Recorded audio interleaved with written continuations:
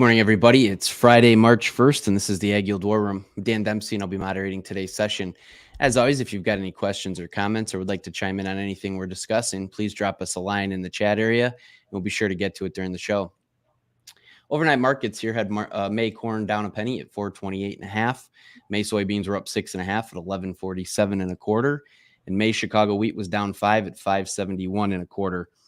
We've gotten to the end of the week here, guys. Got through first notice day. We were talking a little bit this morning just about, some of the things we're seeing on the charts and, some moving averages and things of that nature. And kick it over to Ben to start us off with just a few thoughts on that piece, and then we'll take it from there, throw it around the room. Yeah, we've had a really nice bounce on that off of the first notice day.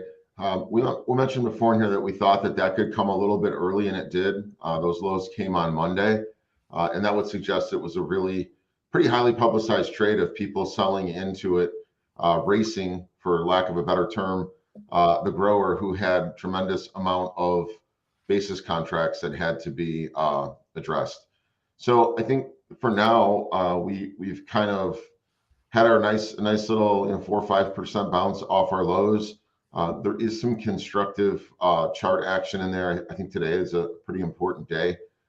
If these were to settle lower or settle higher today, we would be looking at an outside week higher close. It's got a little bit of room to still have a higher weekly close. May not quite there yet with an outside week because it got beat up in the spread so bad. So I think there's a little bit of cautious optimism. Markets have done what they needed to do through the insurance period. I think we've talked before about dissuading corn plantings, dissuading soybean plantings, because balance sheets are pretty lofty. But we are in a place right now where, I think we should not be surprised to see a bounce like we saw the other day, potentially, maybe another 10, 15 cents. And then I think you're going to have to see something change in order to extend beyond that. Typically a time of the year where being short volatility, any old grain trader will tell you that from the third week of February on, it becomes a very difficult trade to be short vol, especially heading into the planning intentions report. And we're getting a lot of feedback from different places of trades that are being pushed that really kind of focus around a short vol type of strategy. And I don't agree with that. So Hey Ben, can you, people might not know exactly what you mean by that as far as short vol, but when you're talking about, double ups, accumulators, can you kind of elaborate what type of trades or commercial products involve short vol? So a short vol trade is, you would first start with commercial accumulator type products. The people who are writing those in taking the opposite side of the trade and the risk, they're selling vol with the potential of a double up. And there's a lot of different ways they can be structured. But what it would do on a larger scale rally is it would freeze up a like amount of bushels that would not be marketable. Why is that short vol? Because they're selling calls against it, essentially, right? Depending on which strategy they're picking, they may be selling strangles against it on the knockout. But the risk of that trade is you get an opportunity to market bushels at a decent price, and they get frozen up. And if you're in a no KO or in a KO accumulator, and we continue lower, there's an opportunity cost there, saying that if we continue this to suck the carries out, and the market is a methodical lower grind over time, you eventually get knocked out, and you will only get a portion of the original contracted bushels. And that's where I think too many people focus on the accumulated price as opposed to the knockout, because the knockout is where you can really get yourself hurt if you're not looking at it from a wider scope. So, I think constructing those, if you're going to use them, is important. I just don't think it's the time of the year where you're looking at a 25-cent type of premium on March 1st, heading into a planning report, heading into planning season. From my perspective, I don't think that's enough. Also got some information from, quite frankly, a guy I respect a lot and a competitor, and he was appalled that he was getting suggestions from other sources to sell corn and sell calls with it, right? It's a similar type of strategy. And another guy was telling me that he had gotten feedback that someone told them that they need to sell straddles. It's just not a good risk return at this time of the year. As we head into the planning report, it's not likely that we see vol come off tremendously. And it just is going to tie your hands over that time period. It's a trade for professional traders, not for hedgers, and definitely not at super low volatility levels. Yeah, and Ben, this this reverberates a little bit with what we saw in 19 and 20. We've talked about this. When you get in tough conditions, producers are looking for any kind of a premium, right? So when things look really dim, they sell. They get these strategies because it's 25 cents higher than the market, but they forget about all the other parts, right? If there is a weather problem, to your point, if there's a scare, you're in the money on those in a day, and all of a sudden you're doubled up. You feel like you're frozen. So all the unintended consequences of those type of strategies in a low vol environment at this time of year is just. We saw this in 20. We had, I'll never forget it. We were, I think, nearby corn was 320, and people were pushing 380 accumulators for the next year because 380 looked way better than 320. Yep. Well, you had like a year and a half of risk to pick up that extra 30 cents. And we all know how that ended up. It could have worked out. Obviously, it could have just been, never rallied or anything like that. But, those are the types of tools that you use when there's a lot of uncertainty, when you have higher prices, high vol, right? Like we saw the last 2 years, that's when you use them, not when you're in these kind of environments. Absolutely. And, I think being conscious of that is really important as you put together your strategies and your marketing plan. I mean, last year, volatility was on the moon, and there were some really good things that you could do around that, especially when you started looking at where your crop insurance guarantees were at.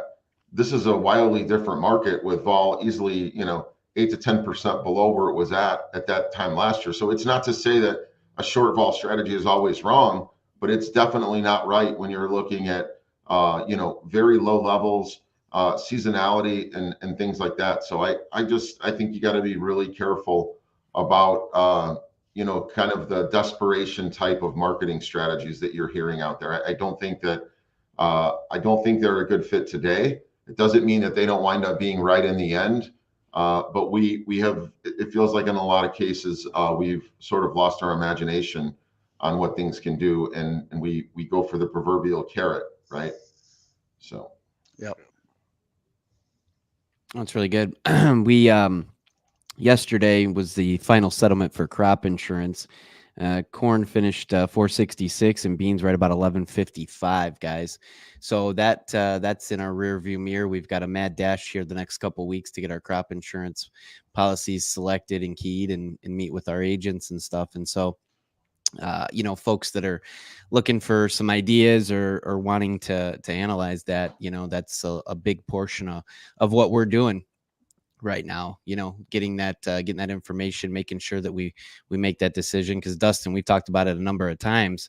This is a pretty key decision with, revenue numbers falling where they are and certainly not being able to completely backstop on our crop insurance.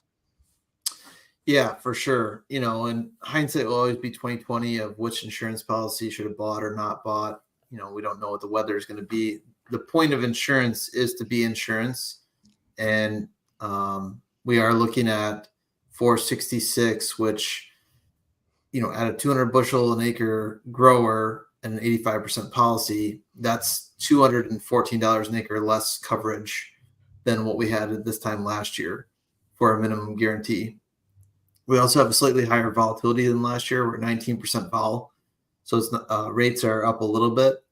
It doesn't make a lot of sense necessarily to just de facto go to a policy like ECO. You'd want to judge that on an individual basis. Like I said, trying to make it about actual insurance, having that rising harvest price option, always want to make sure we have that at least on our RP policy. If we get into a situation when you're coming out with the size of carryout we're talking about this year, and we're looking at huge safrinha acres still. If there is a rally, it's probably going to be a very uncomfortable one to sell. And that's where the insurance really shines, is that we know that we have a certain number of bushels that are guaranteed at the higher of spring or harvest price on your standard RP policies, which is the strongest marketing tool in our opinion. If we didn't have that, of course, when we get into June, July, if there is that uncomfortable rally where we don't know what yields are going to be, it makes it very difficult to sell, not knowing that you're going to be paid out at a higher price if you don't actually grow that bushel. So that's the important part for us. So if you're thinking about things that are higher banded coverage, we think, true 95% policies that actually go to your own production. That would be, there's only a few of them out there that have a rising liability and that are a true 10% band. So you really want to find out what's right for you. What's the good value for that dollar for actual insurance this year? Now, I don't think ECO blanket is as easy as it was last year when we were seeing such a high guarantee and such a big drop in price. It made sense last year, might not make sense this year. So. Hey, Dustin, I'm going to add to that because you and I talked about this a lot yesterday, and you did a presentation for a group of growers about this. But there's, to the naked eye, there's a lot of these policies that look similar. They market them the same way. It's a 95% RP, and we've analyzed a lot of them. You've analyzed a ton of them. We've only found one single carrier that is a true RP, 95% policy. And I think that's really important when growers go out there. Chances are that how they're promoting it, and it might not be the agent's fault. Most likely it's the underwriter that, they give an example where it shows a similar type payout. But if you really run it, there's all these caps and provisions that they are not the same. They are not a true 95% policy. Like I said, we've only found one. So I think that's an important part, and you can elaborate on that. Yeah, exactly. So let's just say, for example, if you're a 200 bushel grower and you're buying an 85% RP policy and you want to get to a true 95% policy, which the RMA does not offer through federal crop insurance, you have to buy a 10% private based policy, right? And our primary focus for hedging with insurance is not trying to win just by payments alone, is to actually know that if that revenue is not there from a bushel or from a selling opportunity, it's going to come there from an actual insurance payout. And if we get into the situation, especially in, like I said, if you go rally back in the lower fives, it's, I think, more than probable that that's going to come at a time where you're also questioning your own yield, right? That's the hardest time to sell. If you know that instead of having to wait for a 15% cut on yield before insurance starts paying, you only have to wait for a 5% cut on that yield. If you're that 200 bushel grower, the minute you're dropping down below 190 yield, you're starting to get payments, right? That's the real benefit of that. So I think if you're really curious about something like this and you're getting quotes, obviously call us and we can talk about which carrier that is, find out what that quote is, and then run it through the matrix with that extra cost. And obviously the cost is going to be what everyone focuses on. You're talking about a lot of cases, it's 45% of the increased guarantee you're spending in an actual premium. So these are very, very big numbers, dollar numbers to go pay for a policy like that. But when you run it into a matrix and you think, okay, well, how does that change my maximum loss potential between now and October? It might actually make it a lot easier to go into into an uncertain year where we are looking at fairly low margins or negative margins in a lot of cases. Even spending that 45% policy, knowing that all the things you can do around that policy through the year might make that make sense. And Dustin, to that point, that 45% that you're talking about, that's the max, right? That's assuming spring price. The beauty of it is it readjusting put, right? So we run into a weather problem and all of a sudden you're at $6 in the fall. Now it's a really cheap policy, right? So that's the thing to always keep in mind there. Oh yeah. So, let's just keep to that same exact example here. If you're at $6 corn and you have a 200 APH, now all of a sudden your guarantee has gone up to 100. That 10% band is $120 an acre policy at that point, right? Rather than at 466, that same policy is only a $93 an acre, 93.2 guarantee for that 10% band. So it's an expansion of that policy. Absolutely. It's definitely gonna be less than 45% at that point. Right. That's good Now, I'm stuff, not saying guys. that that's the, sorry, Dan, I'm not saying No, that go that's the policy to buy, but I think also when you look at 95% policies, the key there is some act as a true 95% and some don't. So they might be marketed the same, like, oh, this one's cheaper, but usually when they're a lot cheaper, there's all sorts of restrictions on how they cap out or how they actually perform. So it's really important to make sure that you understand how those work when you are being quoted those. Right. Yeah, And, if you go to ECO, like you might be a good representation of the county, but, and when you're talking about years like this, we can't afford to have many mistakes, right? We have to cross all T's in this environment because we're talking about an easy path to a negative cash flow in 24 for a lot of growers. So if you're in that situation where, you're starting to rise, things are getting hot in the market, and, perhaps you've got just some sandier ground in that county, or, maybe it's a hail event, some sort of individual peril, but you're selling knowing that you've bought this ECO, county-based policy, and then you find out that the county didn't do nearly as bad as how you did, right? That's insult to injury, right? If you're not getting a payment on a 95% policy, you spent all this money in a year like this. That's a mistake that we could avoid by just making sure it's more personal. And so it's a little bit of a different kind of insurance discussion, I would say, this year. Now, there's not, in some cases, the individual policy is just not going to make sense from a cost standpoint. So it's I don't want to blanket recommend anything. It's everyone's own decision to look at it. Absolutely. That's really good stuff, guys. And I'll reiterate that, if these are more in-depth conversations you'd like to have, give us a call. We're more than happy to go through it with you and share some of our thoughts with you.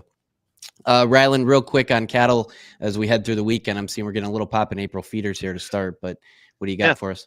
Yeah, I mean, we've had a couple days. It looks like a little bit of caution, a little bit of sell-off before the end of the month. Cash really didn't go anywhere. Maybe just a little bit higher here at 183 and 290 for dressed. So most of the trades probably done for the week, and there really just wasn't anything really exciting. It's just been kind of a 3-day break. I'd imagine we try to find some bottom picking here today, just on the near term, but overall, just not a lot of fundamental change here. I think just everybody's kind of looking at the price, looking at the rally, looking at the market kind of leveling off a little bit, and just, double checking margins, looking for protection, that kind of stuff. And I think that's absolutely right at this point in the game. Just in the first part of the year, I think the big uncertainty is still going to be in the next half of the year. So those margins, I think, become more and more important. And just from the way the crush looks like, we're still kind of at a low percentile as far as margins go as we start to get past September. So just want to keep that in mind here. Like, there still is a margin, but it could definitely get better. And I think people can structure some plans around that. Generally it's still a tight supply, but we're going to get another inventory report before then. So, not too much in the interim, though. Just seems like you took Feb off the board. Now all the focus is going to be on April and in the live side of things. Appreciate it, buddy. Thanks for the update. And now we know it's Friday. So that will bring us to Fun Fact Friday with Brian Williams. Can't wait. What do you got for us, buddy? Thanks, Ed. I'll keep it quick since we are into the open here. With these crazy thunderstorms coming through February, which is very rare. Just rest assured, just knowing that giraffes are 30% more likely to get struck by lightning than humans. So man, we got that going for us. So hope that leads you to a great weekend. All right. Well, I don't know. So bring your giraffes inside. Yeah. Or don't stand next to a giraffe, probably. Literally, yeah. Brian, clear your Google search. People are going to please. All right. Well, there's Fun Fact Friday. Real quick one for Brian today. Yes. Just came into the open here. We got May corn down a penny and a half now, 4.28. May soybeans are up 5 3/4, 11.46 1/4. And May Chicago wheat is down 9.5 at 566 3/4. We are streaming live every day that the markets are open at 8:15 Central Standard Time on X, Facebook Live, and YouTube Live. We hope everybody has a great weekend. We'll be sure to be back Monday, and we'll talk to everybody then. Have a great day. Yeah, have a good weekend, guys.